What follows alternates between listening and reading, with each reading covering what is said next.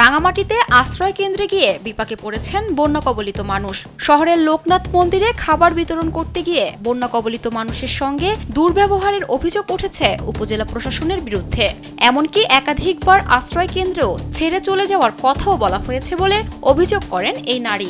এখনো যে মাইক মারা চলে আসি, ভয়ের জন্য যান বাঁচাতে আসি, যে আসি মাত্র বললে এখনো যাননি, আপনারা চলে যাননি, এখনো চলে যাবেন, রাত্রে কি যাওয়া যায় নাকি? আর আমরা যাইতে পারলে কি এখানে আসতাম নাকি? হ্যাঁ, আমাদের যে দেখেন স্যার, আমরা খুব আমার নাতি পুতি সব আগাতেছে। এই যে আমার এখানে অনেকগুলো শিখাই, আমি হাতে এখনো বাজার থেকে সব আমাদের ঘর এখনো এত থেকে কত হয়ে গেছে বাড়ির পানি। আমরা ওইখানে কিভাবে থাকি ওখানে তদন্ত করলে পাইবেন। উনি আমাকে ক্ষমতা দেওয়া উচিত হয় না, অনেক ধমক দিছে, বিভাগের পাপ দিছে, অনেক ধমক দিছে। সদর উপজেলার প্রকল্প বাস্তবায়ন কর্মকর্তার বিরুদ্ধে অভিযোগের তীর এই নারীর। তবে এ বিষয়ে রিয়াদ হোসেনকে একাধিকবার ফোন করা হলেও তিনি সাড়া দেননি। এদিকে বন্যা কবলিতরা জানিয়েছেন, কিছু জিনিসের ঘাটতি থাকলেও তাদের পর্যাপ্ত সহায়তা দেওয়া হচ্ছে। বন্যার পানিতে তলিয়ে যাওয়া ঘরবাড়ি ছেড়ে জীবন বাঁচাতে এখানে আশ্রয় নিয়েছেন তারা।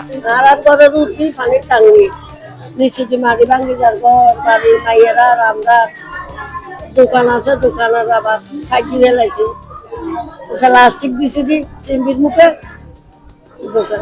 এখন আমরা তো আসছি একটা কাজে, কষ্ট করি, আমার তো 3 জেলাতে ভাঙছে, আমি নেন ঘর যাইতাম না, আমি 5 ওয়াক্ত নামাজও পড়তে পারতেছি না।